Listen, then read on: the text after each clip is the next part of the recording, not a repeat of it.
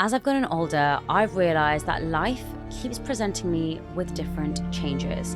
And with different changes come new challenges, some that we can control and some that we cannot. Either way, we need to manage the change or the change will manage us. Over the last year, every time I have a win, it's actually always been coupled with a loss. And sometimes I reflect on that and think, is it a win or a loss? Or is it just a change? Now today, we're going to be talking about one of my favorite books, Who Moved My Cheese, which is a really short read. And it's a fictional story that talks about how to deal with change, how you can manage it, and how you can overcome those really overbearing feelings of when you're dealing through a different change. Now, I do have to say that this book is really old. It's I think one of the first editions. I actually stole it from my flatmate because I left mine at my parents' house. But anyway, we're going to be talking about this book today. I'm going to be taking you through the key learnings, my key lessons. So hopefully at the end of this video, if you're going through a bit of a change now in your life, which to be honest, who isn't in their life? I feel like my life changes every single day and I have to manage and firefight almost everything. But if you're going through a bit of a change in your life and you're feeling a little bit overwhelmed, stressed, and anxious about it, hopefully by the end of this video, you'll be feeling a lot more equipped to manage that change and hopefully feel that you can embrace it. So, hey everyone, welcome back to the channel. If you're new here, welcome. And if you're an OG, thank you so much for supporting me to create these videos for you every single week. Really quickly, if you could press the subscribe and like button, it would really mean the world to me because this is a really small channel and it's growing very, very, very slowly. And I do think I'm putting a lot of effort into making these videos and I just want to share them with more people. So anyway, we're going to be talking around my key lessons from the book, Who Moved My Cheese? And the first one is, of course, it taught me how to embrace change. Now, this book talks about how change is inevitable. Now, if you embrace change and you can adapt to it quickly, then what you can do is really see the benefits of that change and you can actually thrive and create new opportunities. So one of the things I relate this back to is I remember Mo Galdot said that when COVID was happening, he could either watch the news and feel really depressed or he could accept that he's actually had to be locked up at home. And therefore, one of the things he wanted to do was start a virtual podcast. And therefore, he was filling his time with positive conversations instead of fixating on something he cannot control, which was the news and all of the new regulations and the rules. God, can you believe it? We're all on lockdown. I just find it so funny now. But that was a really important lesson for me because I realized that we need to focus on the things that we can control. Now, Stephen Covey talks about this in one of my other favorite books, The 7 Habits of Highly Effective People. And he has this diagram. Choose what you can control, what you can influence, and actually only focus on the things that you can control. Now, we all want to focus on the wider problems in life, but actually some of the times we have absolutely no control over them. So like Mo Galdot did, and he focused his time on building positive habits and on doing something that he loved, I think this is a really great thing that this book has taught me as well. It's almost just to embrace that change so you can actually thrive during it. Now, another thing that this book highlights is letting go of fear because it really talks about the difference between the two mice and the little people and how one group of them were really scared of letting go. Now, when you've done something for a long period of time, you are scared to let go because there is the fear of the unknown. And this can translate into any form of your life in terms of your relationships, in terms of a job, in terms of your career, in terms of a friendship. Sometimes it's a lot more comfortable to stay in something that you know, even though you know it's not very good for you. Now, I'm going to give you an example here of how I quit my job. Obviously, you must know that I quit my job because I talk about it all the bloody time. But I was really, really scared of going into that territory of the unknown. How much will I get paid? What will I do every day? How will I be credible? What if people don't hire me? What if I'm not able to support myself? What if I can't buy a house? All of those things were unknown. And if I'm honest, a lot of those things are still unknown. And I've just learned to be uncomfortable, to let go of my fear and actually step out of my comfort zone and do something different. A lot of the time, we fear things that could happen to us in the future, but 99% of them will probably never happen. And it's because our mind is wired to exaggerate our fears.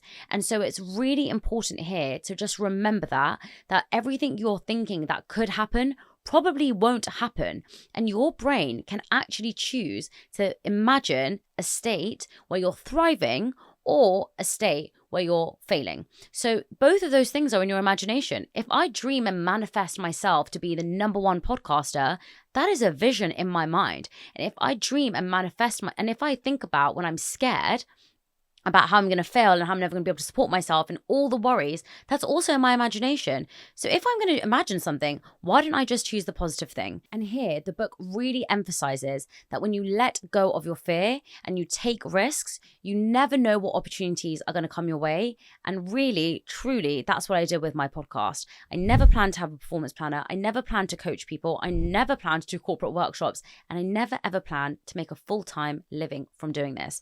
And if I hadn't taken the risk and leaped and taken that leap of faith and started the podcast, I never would have done any of those things. So if you're struggling with taking that risk, just know I did too, and take the risk. Now, the next point, and I'm really sorry, if you've watched Indian matchmaking, this is really going to sound a lot like Seamanti because it's all about being flexible and adaptable. However, in a corporate job and generally in life, you do have to become quite flexible and quite adaptable to new changes. So I'm going to give you an example. I do remember Threads came out about 2 months ago, whenever it came out, and I really didn't have the capacity to run a new platform. By the way, I'm over it. I'm not posting on it anymore. Could be a mistake, could not be. I did that day and that week have to be flexible and adapt to the change because every single person was off Twitter and on Threads. Now that has changed over time, and if I'm honest, I kind of think it's lost its viral moment. Now here, unfortunately, in a corporate job, when a change is imposed on you, you can either roll with it or you can't. And often when you start to see the positive in a situation and you start to kind of roll with that change, it's just going to impact you positively. And this links to my next point about finding the silver lining. It really is all about embracing the journey. There are sometimes a lot of changes that some of us don't want to accept, but unfortunately they are the reality. In order for us to actually grow from them, we have to take that personal responsibility and just accept the situation for what it is. In this book, they talk around how the cheese went missing and they had to find it. One group of them just said, do you know what? It's going to come to me and I know it and I believe it. And the other group actually got on it and they actually went to go and find the cheese every day, going through different routes, going through different outcomes, and they were proactive. And that comes on to my next learning and key learning from this book is the difference between being proactive and being reactive. Now, this book really, really hones in on this point around continuous improvement and growth. And it's very different in expecting things to just come to you compared to just going out and actually fighting for them yourself. And you'll probably hear this a lot. Things aren't just going to fall into your lap. And if I'm completely honest, sometimes things do. But a lot of the time, they're not within your control. And if you're constantly relying on inbound inquiries or you're constantly relying on your manager to tell you to do something, you're not going to have that proactive outlook on things. And therefore, actually, you're not really in control. Let's just put an example in for at the moment with me. If I'm relying on inbound leads for brand deals, then I have to kind of decide if I want those particular brand deals. But if I'm doing outbound brand deals to 1,000 brands, I can pick and choose who I want to work with. So it's really important to not be reactive and to be proactive so that you can create the life that you want. Now, my last point is reflection is key. I love talking about reflection. I reflect every single day. It is the number one tool that has helped me to grow my mindset more than anything. And that is because it allows me to keep a positive attitude even in challenging times. And this book really, really emphasizes that. When you're reflecting on your experience, you can actually often pull out all of the positive things about it and see the places where you went wrong. And when you're constantly reflecting, you're constantly growing. And when you're constantly growing, you are able to see things more holistically, which in turn makes you feel happier. So overall, this book is fantastic. You can read it in under an hour and it's really great and tells you exactly how to maintain and deal with change. Change is really difficult. Sometimes we don't want to try new things. Sometimes we want to stick with the things that we know. And there's that stupid phrase, if it ain't broke, don't fix it. Is that right? No, it's if it ain't broke, don't fix it. I don't know. Comment below and tell me what that phrase is because I absolutely have not got that right. But reading this book really has inspired me to approach change in more of a positive way. It's allowed me to be more proactive. It's allowed me to seek out opportunities. And it's also really allowed me to enjoy the process along the way. A lot of the time we think the end goal is where we want to get to, but often when we reach there, we're not really that happy. So when I feel like a challenge is coming up and a different change is coming up and I'm feeling overwhelmed, I always just remember this will tell a great story. And this is exactly how it's meant to feel. It's meant to be hard. It's meant to be challenging because if it was easy and it was smooth sailing, it would be boring. I really hope you all liked this video. It was also super sweet and super short. And if you did, I'd be really grateful if you could press the like and subscribe button wherever you're watching or listening to this, because it really, really helps me, especially because this is a new channel. Have a wonderful morning, afternoon, or evening, wherever you're watching this, and I will see you in next week's video.